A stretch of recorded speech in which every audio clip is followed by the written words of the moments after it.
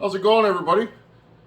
Having a great day. Just went and hauled a load of water. What we're doing today, getting back into the Homelite xl922. Bucket and I are pretty excited about this project, and I want to get going on it and do some grinding. So today what I want to do is rough in the transfers. I'm going to do some work on the transfers, and I want to flow match these cases. So what I'm going to show you guys in this video, notice this cardboard here. I'm going to make a pattern and make a precise pattern of exactly where the cases line up on this saw, and then I'm going to overlay that pattern on the cylinder. Let's look together and see what's going on, whether the cases match the transfers, whether the transfers are blocked.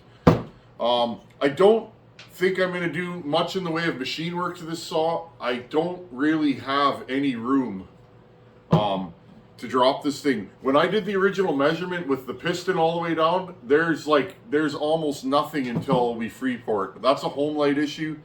So if you're inclined to do machine work on your builds, you can't do that to these. They will free port really badly with even the slightest machine work. So I noticed a couple of dings on the base of this cylinder just when they machined it, but I think there's more than enough flange it should seal up. I don't even want to cut this thing on my lathe. Our squish is at 40 thousandths. The base gasket is probably around 18 to 20 thousandths. Probably about 18 when it's cinched down. So we should be right around 22, 25 thousandths on this saw. That's where I want to be. So that's where we're at. I'm going to bring you guys in and show you guys how I transfer a pattern the quick and easy way, and get a precise pattern made without, messing around too long. So let's make this pattern together.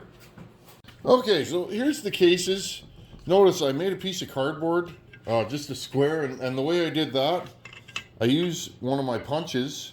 I use one that's usually like exactly the right size. I'll punch one hole, and then I lay that one hole over, and I'll just use my dirty finger and rub it, and it'll transfer where the studs are. Okay, so then I punch 4 holes. I'll cut the square out.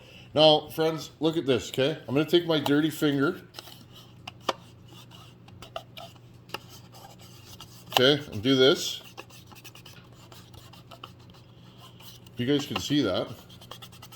Just keep rubbing it till you got a very, very precise line. Okay.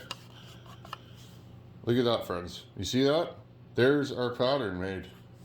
Now all I'm going to do, I'll zoom you guys back out here. Okay, now I'll carefully pop this off. This pattern's really tight. Okay. Okay. There's our pattern. So this piece is a little narrow. Now I'll take my knife and try and get this as perfect as possible. I'm going to break my Olfa blade off. I've never shown this stuff before on video, so I figured now's the time. I'll do it right now. Oh, there's a hole in the table there. I'm not. This doesn't have to be exactly perfect, but the more perfect you can get it, the better your pattern's going to be. Okay, I'll just go around here.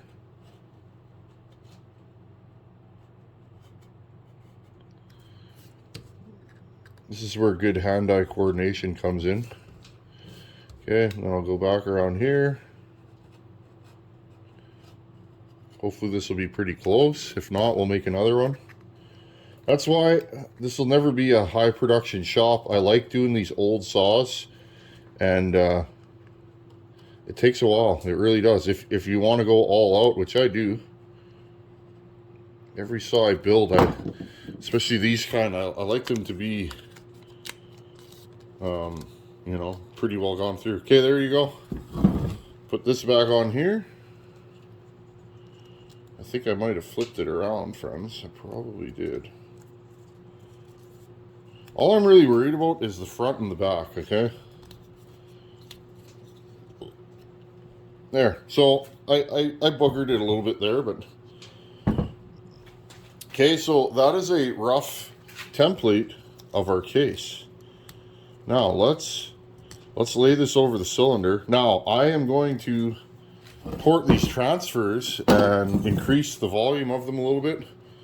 This is a reed saw, so now again, make sure you put your pattern on the cylinder exactly the same way it goes. So what I'm going to do right here is I'm going to mark an E, okay, E, and put an arrow, okay.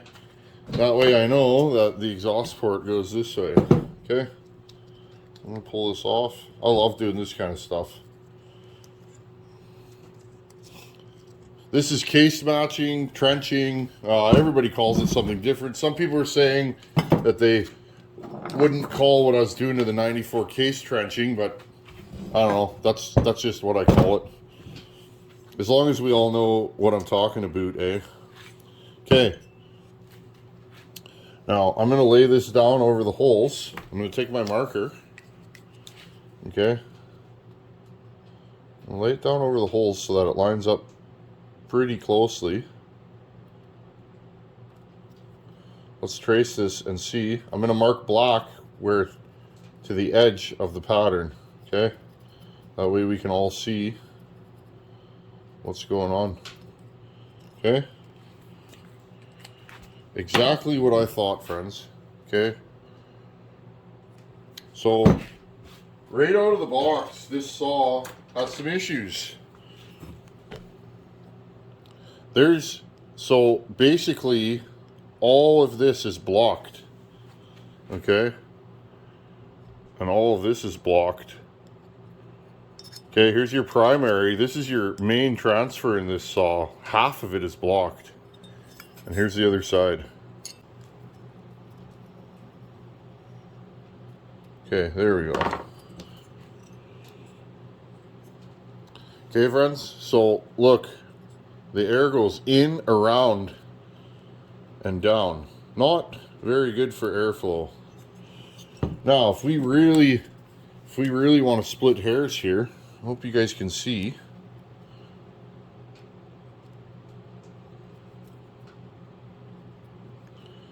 Okay, I'm just going to mark all the corners. So one thing I know, friends, right now is I need to do something about that, and that's where trenching these cases is going to come in. Now, I'm probably going to break this up into separate videos because the transfers are going to take me a little while. Primary, secondary, and this is your third transfer. This one is not blocked, funny story. Now, another thing to look at here. And again, I marked exhaust on this piston top, so I know which way it faces. Bumped you guys there. Now, there's cutaways in this piston, okay, and you can see where it's been riding on the transfers.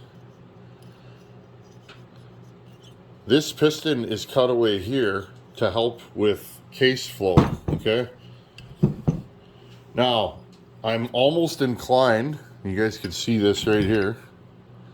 See that? When this thing's at bottom dead center, it still has a little bit of a window. Part of me wants to increase these, but part of me doesn't. I'm not sure. It would be cool to drill some windows in here, but I don't know, friends. The biggest thing with this is I don't know how much material I could relieve from this piston and still have it hold together. So your mileage may vary, but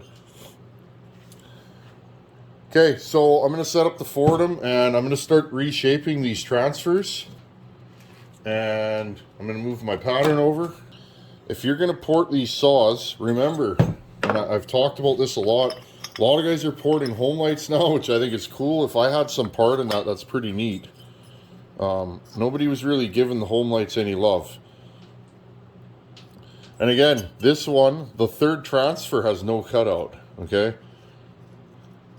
If you're going to port these, remember, the piston rides on here and here, okay? You got to be careful if you're going to start. You can see there's wear on the bottom of this, of the divider there. If you're going to thin that, you be real careful how much thinning you do, because what'll end up happening is you'll just wear a big groove in your piston on the transfers, because the one huge deficiency about a Homelite is the exhaust port is on the side and the transfers are on the top and bottom, meaning under load the thrust is applied to here and there. So okay, let's fire up the Fordham. I haven't ground in a while. Let's see if I still remember how to do it. Okay, let's get this party started. I'll jump in and out. Just gonna set everything up here and get grinding.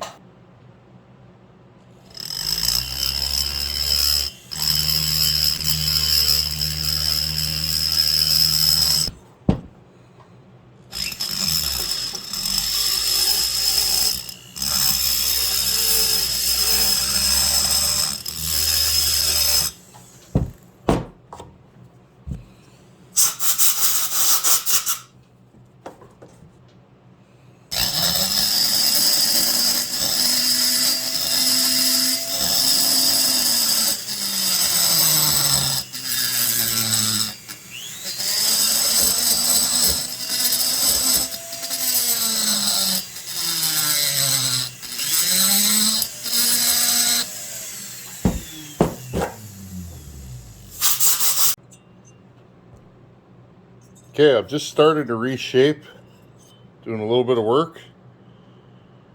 Just slowly getting into there, okay? Just take your time when you're grinding. Don't push. Let the tool do the cutting. Use plenty of lube. Check your work often. Blow the chips out.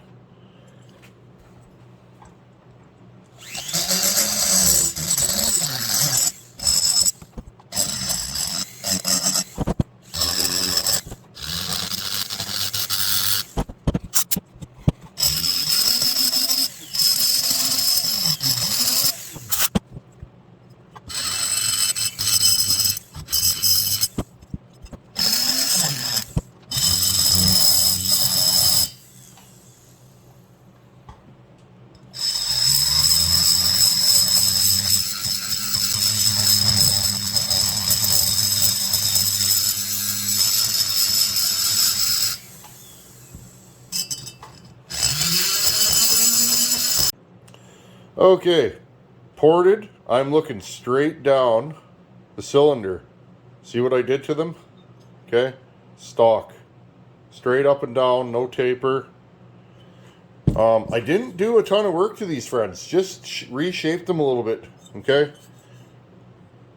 Now, one thing, if you're porting these, the tops of the transfers, you got to get in there. So you don't, when you're porting, you're going to leave a step there. You don't want that. That'll really mess up the transfer. So there's my finished transfer. So now all I'm going to do, friends, is port the other side. Here, do yourself a favor if you're just learning to port something like this. I don't want to widen this too much because I want to make sure there's enough sealing surface. Marker, and just take a pair of these and scribe. Okay, that perfectly matches that. I scribe both sides. Yeah, that's all I'm adding. Okay, I'm going to do the other side and then we'll wrap this video up. I'll show you guys what I'm doing. I'll finish them. Finish work, I'm using a straight diamond. It's kind of hard on it, but I'm going right down to the bottom of these transfers, okay, to get rid of that little step. And everything else I just cut with this really small double cut bit. So there you guys go. I'll hit you guys back up when we got more to show. This is exciting. I've been dreaming of doing this saw for about a year. It's fun that it's finally happening. Okay, I'm just going to bring you guys along for the second transfers. Maybe chat with you a little bit while I'm grinding. Hopefully you guys can hear me. I like showing this stuff. You know, not everybody has a teacher. I've had some really good teachers along the way. And I tend to pick stuff up pretty quick. One thing about me, friends, I'm not afraid to fail. So I don't want to fail on this saw because it's not mine, but it is what it is, friends. To make a really good saw, you got to be willing to push boundaries. But you got to work your way up to there. Okay, I'm going to start on the outer edge and bring it back to that line and then taper it in, okay? Now, what I usually do is I take my fingers and I hold the tool. Depending on, I cut tin for a living, friends, so I got big strong mitts, big forearms. If you don't have a crazy amount of hand strength and you're having a hard time, brace it here and go in like that, okay? And that'll keep you from jumping across the plating. So, okay, here we go. Second transfer. Now, these cutters cut nice at lower speeds, so I'm taking it easy.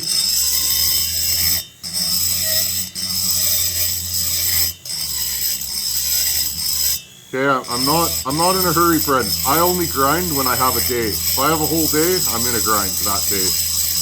I don't ever rush grinding. This is where the magic happens, and rushing along, you can make mistakes. You can grind the wrong port. I've done it, friends. You're racing through a build and you grind the bottom of one port, or it happens, friends. Anything that you guys can do wrong, I've already done, I guarantee it. Okay, now I'm going to go into this corner.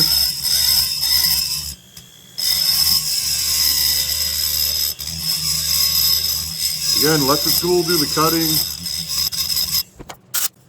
Blow out your chips regularly. You guys see that? All I do is I'm getting close to the line and I just work my way down. Okay? And then I do my final shaping. I use oil and water mixed together. They call it suds if you're in the machinist industry. That's what I use as a cutting oil. And it works good. Keeps the chips from piling up, okay? You can hear the speed of my tool. It's not moving super fast and I'm using almost no pressure. Okay, I'm working my way down till I hit the floor or the roof of the transfer. I like to break the outer surface of the aluminum first, and then I go in and really start cutting. This is all finicky hand and eye work. Your first transfer is easy. You got to match them, okay? So take your time. If this is your first cylinder, don't take a bunch of material out, because it's going to be, the more material you take out, friends, the harder it's going to be to match. I'm just swooping through that corner. Just trying to make this all match.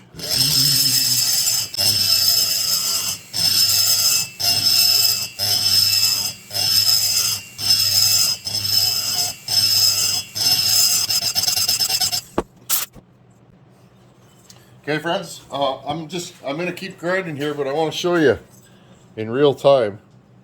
Okay, and look, I skipped across there a little bit. I'll sand that off.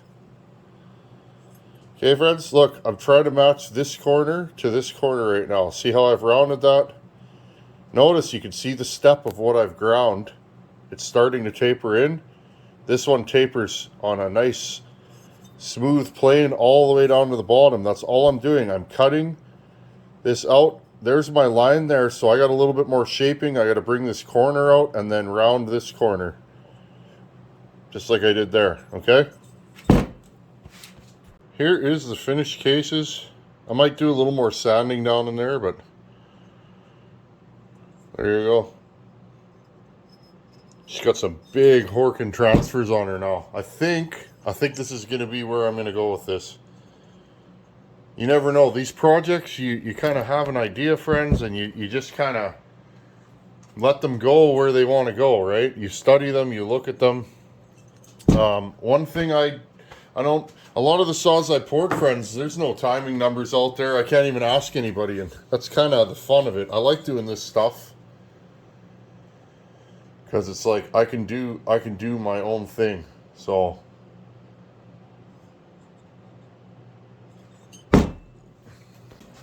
okay, so that wasn't too bad. Maybe about an hour of porting. Really happy with the way these worked out. They look very symmetrical, and I'm happy with them. Now, don't forget, if you're going to port these, make sure you chamfer and deburr the transfer ports, especially on a Homelite, because the piston and cylinder, remember this cylinder is sideways and the piston and ring do ride on there, so be careful. Okay, I think that's enough for today's video. In the next video, I'm going to make a pattern of this, overlay that on the case, and make my cases match my transfers. So I'm pretty excited to do that. I don't know what it's going to do, but I have a sneaking suspicion that that is one of the reasons why these saws are held back. It is a lot of work to do this model. Again, you do have to pull it down, but I think it'll be worth it when we're done. I think this saw is going to rip. Anyhow, friends, I hope you learned something or enjoyed this video. Please thumbs up and hit subscribe if you enjoy this kind of content. And thanks for watching. Take her easy. See you guys in a couple days. Later.